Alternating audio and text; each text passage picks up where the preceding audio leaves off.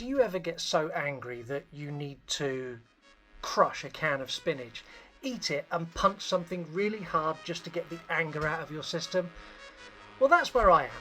And today we need to talk about 2025's gloriously groundbreaking cinematic achievement that is Popeye The Slayer Man.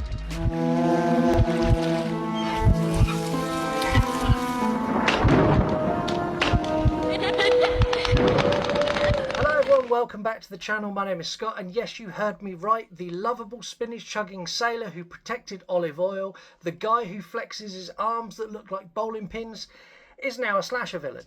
Because, you know, when a century-old property reaches a certain age, you get these directors and producers who go, oh, look, that's available now. Let's make it terrible. Which is exactly what they done. We're monsters! Oh, yeah. What? Oh, yeah. This is like a new gold rush. It's like mining crypto, but we're not doing it with money. They're just doing it with childhood memories and slapping a cheap monster suit on it and calling it art. Winnie the Pooh, Blood and Hovey paved the way, followed by Screamboat. Now Popeye, whose probably most violent act was occasionally he hit Bluto, but beyond that he didn't do a lot beyond crush tin cans and try to save olive oil. And for him to become a slasher villain, there needs to be a huge element of disbelief removed from me. I mean, at this point, I'm waiting for Casper the Friendly Ghost Necronomicon edition. No, stop. Don't give them ideas. For the love of God, don't give them ideas. Let's move on before someone goes, that's a great idea, and we get that. The main event, the chef's kiss of the new public domain, Popeye the Slayer Man.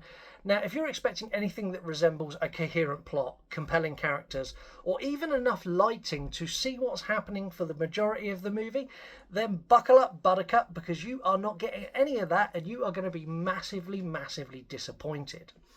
The plot, I use this term really loosely, the plot, in commas, is... It goes something like this. A group of inexplicably brave or stupid teenagers decide to make a documentary about an abandoned spinach canning factory, all because it was rumoured to be haunted by the Sailor Man. Not Popeye, because I'm guessing there's still some legality around that, but the Sailor Man. You know, it sounds completely different. Turns out the legend is true. The Sailor Man isn't just a spooky campfire story. He's a mutated, strength-enhanced, barely intelligible killing machine. His powers? You guessed it. Toxic spinach. Yes, lots of thought went into that. This beloved superfood has now been weaponized. It's kind of hilarious, but it's also deeply tragic all at the same time. Like, we get movies like this and you just go, oh, why? And then there's bits you go, oh, okay, I get it. We learn that the factory was owned by a corrupt owner named Lex, and there was a spinach contamination issue that turned Popeye into the giant, grotesque monster that he is.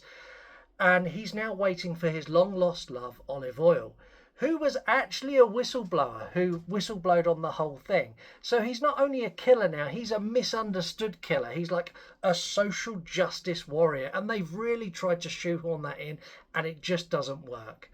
Now, the film does lean heavily into Popeye lore. We get nods to Wimpy, and Olive Oil becomes like central to the plot later on. And we do get Popeye go, I am what I am. But it doesn't sound like that. It's just more like a dying goat. They even attempt to try and get the cartoonish appearance right, like the oversized forearms are there, the big prominent jaw. And honestly, it's just not very good. It's like they had a good idea, but they didn't execute it very well. But let's be honest, if you're watching Popeye the Slayer Man, you're not there for nuanced character development and like an interesting narrative you've never seen before. You're there for the kills. And credit where credit is due. Practical effects here, they're good. Like, surprisingly good for a movie that was shot on what I can only assume is a camcorder from 2005. There's head crushing, there's scalping, there's impalements, and one of my personal favourites, beating someone to death with their own arms, is absolute genius. But that's pretty much all there is to appreciate. The acting, it's there, I guess. Pacing is glacially slow. It feels like an accomplishment in itself how slow they've made this movie. It's almost like they went, if we underlight everything enough, maybe people won't notice like the emptiness of the plot and the lack of character development we have. Should you go and watch Popeye the Slayer Man? If you're a connoisseur of objectively bad movies, or a masochist for this new public domain wave of horror, or really, really drunk with a group of friends, then just maybe this might be for you. Otherwise, save yourself the agony. Go and watch like literally any of the classic Popeye cartoons. They're good, they're funny, they're entertaining, and honestly, I think Popeye is one that just didn't need to be ported over. This new wave of public domain horror is a wild ride. It's like a car boot sale of intellectual property that some filmmaker just goes digging through looking for anything he can slap a coat of blood on. And I don't know, let's just hope that the next wave of this gets better. Like we get Barney the dinosaur, the serial killer, or we get the Teletubbies as like eldritch abominations. Like the possibilities here are endless, but they always go, let's just make him a slasher.